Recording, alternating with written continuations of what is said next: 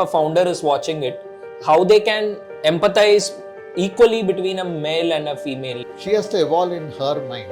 The men have to be evolved in their minds. They have to evolve from that traditional thinking to the progressive thinking mindset of today. An elephant that is tied to a pole right through its growing years from a baby elephant onward, it believes that this is the world that it can go up to. Even when you untie the rope from the pillar, it believes that it can't go beyond that boundary because it thinks that that is its life. Where do you see the gap is in terms of a men leader and a female leader? Now, as per the EQ model, these are two very important attributes that contribute towards decision-making competency of an individual. These are clearly identified, research and identified as two important attributes for decision-making. Women are expected to do this and also this, while the same thing doesn't hold true for men.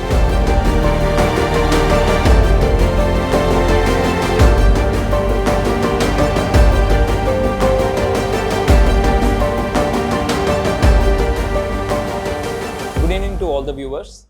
So today we are with Mr. Senthil, who is well known for his speech and his mentorship in the space of human resources, and we all know that he is consulting top global companies and setting up their human resources management. So today I'm glad that got an opportunity to meet you once again, sir. So last time we had discussions about human resources in general, human resources in organizational level.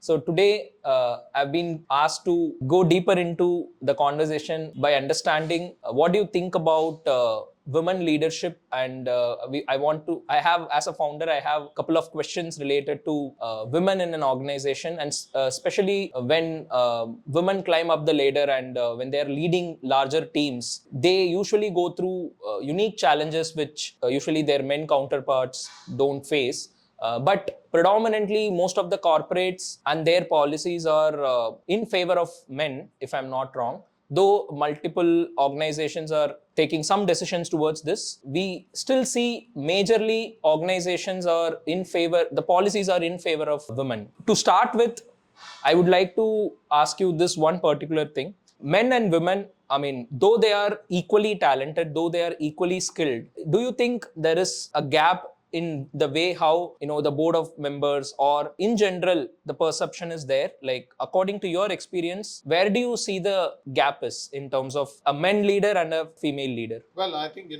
brought out a question straight head on to the table in terms of the perception around the men as leaders and women as leaders. And you made a point very clearly, with talent and capability being equal, are there any other gaps that you see between the two? If I am able to read Yes. your question right. Yeah. See, the landscape has been very, very acceleratedly changing in the last decade, I would say. The talent and capability being understood and assumed to be equal now, there are more and more opportunities being held out for women in various organizations. I have also seen in companies, and where I'm actively engaged with, there is a lot of initiative that they've taken towards helping the women employees straddle between home life and work life, because they are not straddling as individuals, because they are also challenged by the stereotypical thinking of not just organizations and managements, but also at the home front. People have certain expectations that have traditionally been there on women. Women are expected to do this and also this, while the same thing doesn't hold true for men. So the struggle is not just about giving them a space in the organization to move up the ladder or develop themselves. It's also about demystifying and debunking some of the stereotypical thinking that people have at the home front about women, as well as at the work front about women. So there are two dimensions to it. One is the sensitization of the men in the workplace. Second is the sensitization of men in the home, at homes. Okay. The sensitization starts and ends with how the men have started looking at the opportunities and space for women in their lives, personal or professional. So that's where I would say that there is a lot that the men can do in this aspect of women emancipation, women growing up, women being developed into bigger and bigger leaders in organizations and taking on higher and higher levels of responsibilities. There have been quite a few examples, of course, that we see all around, but I think the percentage needs to grow more, simply because they are equally and sometimes even more talented than men. I totally agree with that, because even in our organization, in the last 3-4 years, I have seen women with supportive husbands and a supportive family have performed much better than someone who has to always think about their family. No, I have to be home at time, like I have to take care of my family. I'm not saying that women taking care of their family is a problem, but it is not just a job of a woman, right? Like a men, even if they are working or like even if they are running a business, they are equally responsible for taking care of the family. And this kind of understanding is coming up slowly, and it is very evident that I have seen, like, because I have seen very talented women quit the organization because they were not able to balance work and family. But whereas some of the people who are not so talented, not so like great in terms of like their academics, but still if they had a supportive husband, I have seen them do fabulously well. In fact, I really like talking to housewives who usually take like 3-4 years of gap. Like usually they are graduated from a good college, they are working in a good corporate, but because of family and kids, like they have to take a career break. I usually personally talk to them whenever there is an interview, because such people have some unique characteristics which no other people in that, because they have already balanced, they have taken care of the family, they have taken care of the kids, they bring certain intangible values that you cannot actually measure. As you said, I feel in order to empower women, it has to start from educating and creating awareness to the men in workplace as well as at home. Absolutely, absolutely. Now, I'll give you a couple of examples where it's not just a straitjacketed cookie cutter approach towards developing women and bringing them to the forefront. They have to break a lot of stereotypes. I can tell you from example. I'll give a quote couple of examples. Here is this woman professional who is almost in a senior manager category. In an emotional intelligence test, she comes out tops. EQ levels are very high, assertiveness is very good, optimism is very good, interpersonal relationships are excellent. All that she scores on top. She's doing very well. Now, when I start debriefing the report to her and understanding her, at home, her stress levels are very high. Simply because she's in a joint family, there are expectations, and with no understanding, and she just have to fall in line, where she's even not seeing her voice being heard in the home front. She just remains a complete opposite of what she is naturally. And if you go into her story, she's the one who has been outstanding student in school, good in debates, good in everything. And here is this case in point where she has become a complete silent persona at home after marriage. Now, she says when she speaks up, it can create a lot of issues and conflicts at home. It's better to keep quiet. Okay. She takes the stress onto herself. Now, here is where I was saying that it is a very, very comprehensive approach that we need to have towards women. Another example is when a woman is assertive and she makes it a point to clearly voice out her view, it is seen as aggression, it is seen as rigidity. Look how rigid she is. She can't be. Same thing if a man does that, oh, look at this, he's very clear, clarity, leadership. We attribute all that to the males. And the same thing if it is demonstrated by a girl or a woman, we call it different. How can she be like this? Yeah, rudeness comes in. Rudeness, adamant, rigid. I mean, you give all kinds of adjectives. So that's what I'm saying. There is a journey map which talks first about sensitizing people about these aspects, then giving them the space, then giving them the help and support to develop further on their capabilities. I think this is where the whole journey, I would break it into 3 parts. Sensitization, space creation, then development.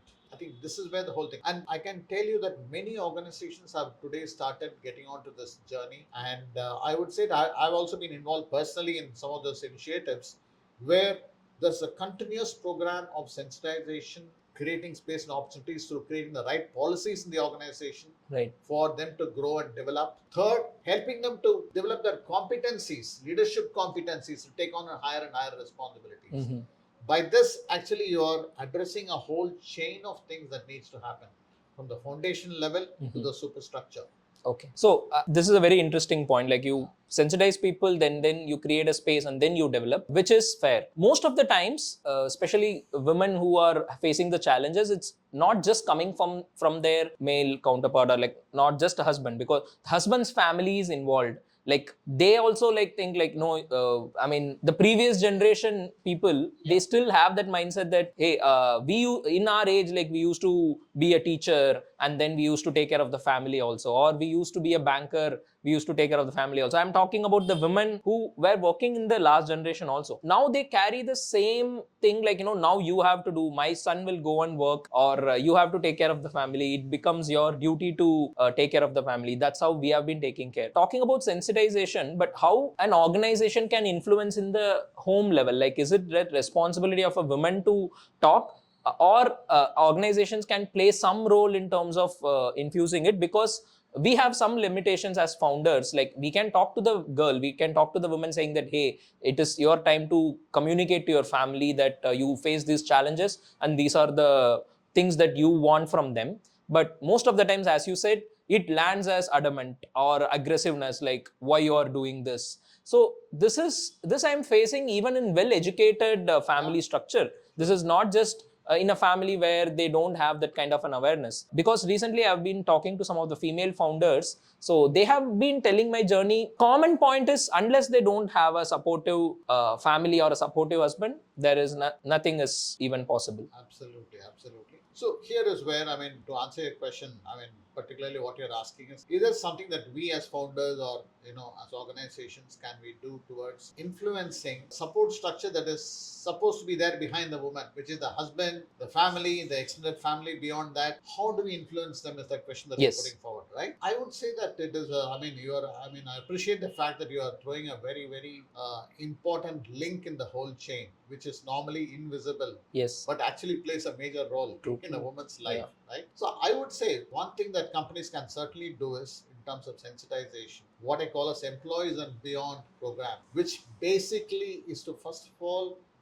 make people aware in the family. It could be the girl's mother-in-law or the father-in-law or any other close relatives who are there at home, at least to become understanding or being aware of what is it that she is actually, how is the typical day go, what is her role that she's playing, Right. how important, how critical it is. They only see that she gets the money back at the end of the month, but behind that salary, what all things that she goes through in her life, if you can understand that, can you make it a point to help her and support that in whatever she does? What is your role going to be in terms of supporting her by understanding what is it that she is going through to get that money into the family, to get that economic return for the family? Just let's not think only about the salary part. You want her to be working, you want her to be the mother as well, you want her to be the sister, you want her to be the daughter. Everything is there on top of her. But do you understand what she's going through behind that, earning that money? So sensitizing them on that. Maybe it could be just an hours program, or even to start with an employees day or a family day, when you bring them and tell them in a very nice way the story of this working woman. It may Right. not, it can be nameless, Mm-hmm. but it can be of the story of the woman, right? Annual programs like that Annual usually programs, happens. yeah, and do that. And sometimes it is always good to get the, like you said, a very important point. The spouse plays a major role today. Wherever the women are married and they have a partner, the partner's role is very, very important here. So I would say first start it with the partners. Right. Start this with the partners. Invite them over. Make them understand how a typical life holds for his wife, right? And all this can be done in a very creative way. So it doesn't seem as though we are putting him on an education program or something like that. It should never look like an education program. It should be fun, at the same time indirectly conveying a message of importance. Right. I think Valid point. I think certainly you can do that, and it can be done in a very nice manner, in a very pleasant, graceful manner. It can be done. Totally. So, Senthil, in organizational level, I've seen women approach problem in a very different way. They're most of the times calm. Like, when there is an agitating situation, I've seen senior people or like experienced men, the turbulence is more when compared with women, how they approach situation. They are mostly calm. They are mostly able to take challenges. I mean, I'm not generalizing it, but I have observed based on my experience, they are usually solution focused. How do you think women can be empowered better? Like, how that particular skill of women can be used for organizations growth and empowerment from a EQ's lens? Like, what do you think about this particular attribute of women, like how they approach problem and how they solve things? Yeah. It's a very classic attributes that you have brought out to the table. Two things that you brought out. One was in terms of impulse control. Second is in terms of problem solving.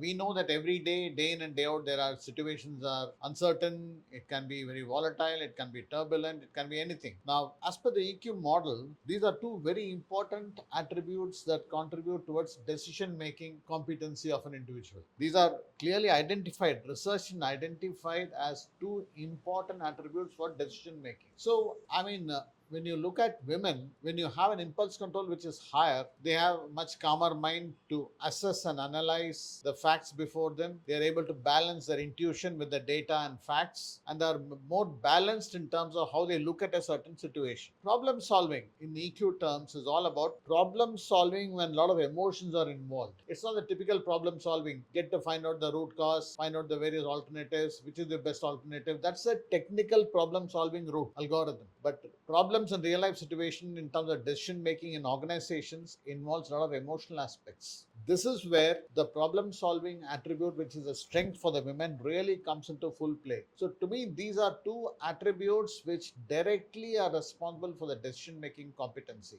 So when they are high, well, I don't have to say it. It's an obvious fact that their decision making abilities would be much better. Whoever it is, your observation is the one thing about women, which means that there is a tendency for them to take better decisions, and especially in turbulent and stressful situations where there is more of emotion that are involved. Men can also do it, provided they have these two factors ideally in place. But women tend to have these two factors particularly better. That's what I've also seen in various. I've done about almost close to 1,000 EQ tests so far. Women in general seem to score higher on these two aspects particularly. Okay. Any particular reason do you think it is like that? Maybe because of their upbringing or the way they handle their family? Any correlation between how they, whatever experience that they have in managing a family, is that what is directly helping in the organization also? I would say they are connected to more number of factors that affect one's life. They are connected to more factors that are at play: family, stakeholders, society, and the workplace. Okay, so they are constantly in touch with what is it that is happening around all this. So they have a big picture attribute. When they have the big picture, they know the correlation between what happens if this is affected, where will the consequences be. So they're able to look at the whole big picture and keep themselves in terms of a balance between the localized decision versus a slightly larger decision that needs to be taken. So that's where the kind of, because they are looking at the kids, they're looking at the family, they're looking at their spouse, or they're looking at problems that are around the work. How it can impact the different stakeholders within the family. Yeah. To the parents, to the children, to the spouse, to siblings. They look at the entire universe of their family. Yeah, they create the balance mostly. That creates a balance. Because men predominantly focused on probably getting the wealth to the family, but the micro things within the family are being usually managed by the... Yeah, I think there is a reason for how women have traditionally been taking on the roles at the home front. That has helped actually in these attributes becoming the way they are, probably. That I would say. And men, truly speaking, it's not that men do not have these things, but I would say these are more probable to be better in women because of the multiple roles multiple hats that they wear in their lives. Okay. True. So that's where the difference comes. And clearly correlatable with decision-making competencies. And that is why I would say, in terms of empowering women, if you give them a space to perform, they will certainly live up to it. Great. They'll certainly live up to it. Because it's about decision making at a higher level. That's it. So we discussed about creating like maybe training sessions within the organization or in annual meets. Like you actually talk to their family also or the spouse also on how they can be empowered from their home and other ecosystem also. What are the other aspects you think which can empower this gap between an organization looks at a woman employee and a male employee? Do you think, is there any process from your perspective, like can there be any kind of organizational policies they should bring in order to balance a male leader and a female leader implemented, like let's say if a founder is watching it, how they can empathize equally between a male and a female, like in a policy development level. You can take my example, because Right now, probably I'm looking at a male and a female in a very same lens, because I know, okay, both of them are coming from a same MBA college and both of them more or less have an equal skill set. When I am devising policies, or when I am devising some sort of a protocol within my organization, how should I look at it? Like, what kind of attributes should I look at to set up a process? Sure. I think it's important to look at the policy level facilitators that will be required for women to blossom much more fully, for them to flow more fully. Um, Given the fact that you are weighing both of them, and that's the right way to look at capability set being the same, nothing less or nothing more. More important would be your sensitization to the role of a woman in her life. For example, there are things still that women will have to take care of the kids. For example, if she has to go and drop the kids and the young children who are to be taken back from the care home, back from the school or whatever, she needs that time. Right. That's one. Or she needs to have a resource. Not everybody has got the resource or the domestic help who can do that for them. So, how do you make it flexible? The flexi time, which marries itself and aligned itself with a woman's role at home, would really make a huge difference. It make a huge difference. So, if you are able to look at that aspect and map out what are the clear requirement points from a woman's perspective. In fact, a survey and research can be done. Where do they need the help, understanding, and support? It would help you to bring out the specific moments or situations where she may need to balance between home and the workplace. That would be one set. Flexible timing is a good Flexible thing, timing is definitely one aspect. The second aspect would be in terms of the or what I would call as the DEI targets, the DEI goals that you can have. DEI Diversity, equity, and inclusion goals, which basically means that at every level we need to have minimal level of women to be working at every level, at every function rather. every function. Okay. It must be a mandated percentage so that there is an equal opportunity for them to be present and actively engage with the organization. And your own HR department, if they are going to recruit, they should specifically go in to ensure that these proportions are maintained very, very clearly and definitely. That's another aspect. Third aspect is, despite all these policies, she has to evolve in her mind. The men have to be evolved in their minds. They have to evolve from that traditional thinking to the progressive thinking mindset of today, for which you need to have sensitization programs for both. For her to believe in herself that she can actually contribute. You know, an elephant, they say, an elephant that is tied to a pole right through its growing years from a baby elephant onwards, it believes that this is the world that it can go up to. Even when you untie the rope from the pillar, it believes that it can't go beyond that boundary because it thinks that that is its life. Right. It's like that. If you are being made to believe in life that this is your role, this is where your boundaries are, your your mindset has been set. So you have to free them from those boundaries, from the artificially created boundaries. That's where the programs of sensitization to make them believe in themselves is a very important aspect. Empower them to the self belief that they have the capability, they are no less. Right. Some are there, of course, exceptions are always there who believe in themselves. But I'm saying, in general, the sensitization should happen. At the same time, sensitize the men folk in the organization to believe that they need to respect and dignify the role that a woman plays in the organization in various ways. Like I said earlier, if a woman is able to place her points assertively, it cannot be given a different judgment to say she is very, very rude Or aggressive. Yes. she is aggressive, she is obstinate, she is rigid. You can't hold such stereotypical thinking that woman means she has to only behave like this. Right. Men can behave any which way. Yeah. Now these are licenses that you have taken on yourself. True. So we need to parallel sensitization should happen. Okay. If the women are to be safe, that's why they say today the boys and men will have to be sensitized. Women cannot be sermonized in terms of what to do, what not to do.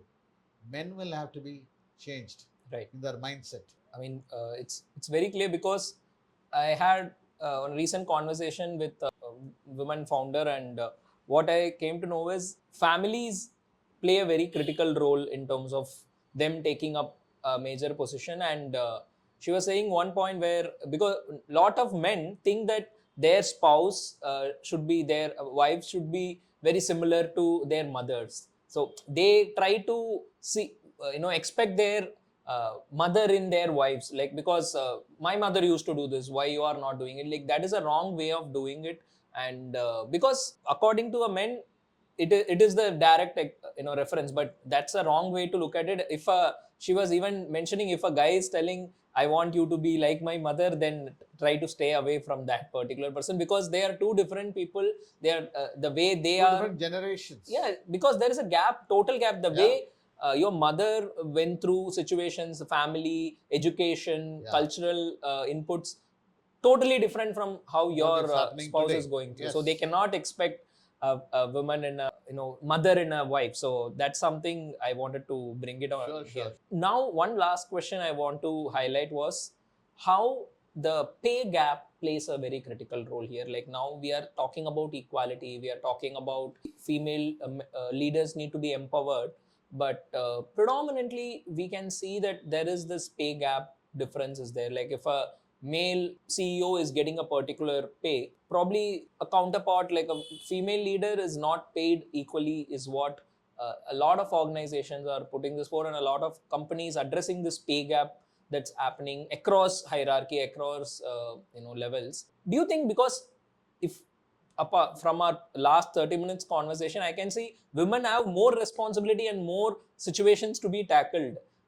For me, forget about equal pay. Probably they should be paid little more so that they can manage a lot, because they will have some flexibility to have a housemaid or a domestic help which can help them in getting empowered in a work level. So will organization be able to see it in that lens?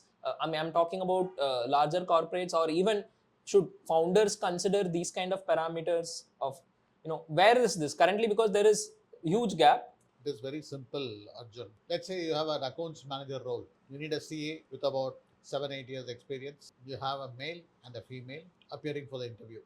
Okay. The role is what is common for both.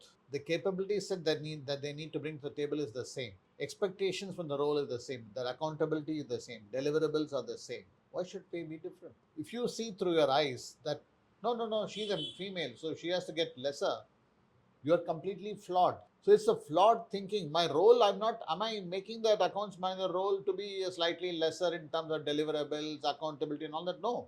I expect the same thing from her as well. So the point here is the role determines the pay, not gender. So if you are clear about it as a philosophy of compensation, then whether it's a male or a female, this is the pay bracket that I have for this particular role. That's it. Fix wages or salaries for the roles and not because it is gender based or whatever. So if that philosophy is adopted in the company, then you will not have the discrepancy. Today I find that many companies are gender agnostic for compensation philosophy. They're saying we are gender agnostic. Male or female, this is the price that they will be willing to pay. Okay. Period. So role determines the pay structure and not the gender. That should be incorporated as a compensation policy and a philosophy. So any organization which is still not in that level, I think they should consider about this. Yes. Compensation agnostic. It must be brought in as a written document, compensation philosophy. It is role based and not anything else. That's why you have something called in HR job evaluation. Each job is given a certain points based on the knowledge requirements, competency requirements, and the challenges. That's a very scientific way of giving a certain score. Okay. If that is a score level job, if 400 score job will get this price, irrespective of who is occupying that. Right. Thank you so much for the inputs. So it was such an insightful thing. I feel women, or like in general, like men who are looking at this, will get some insights on how women can be supported.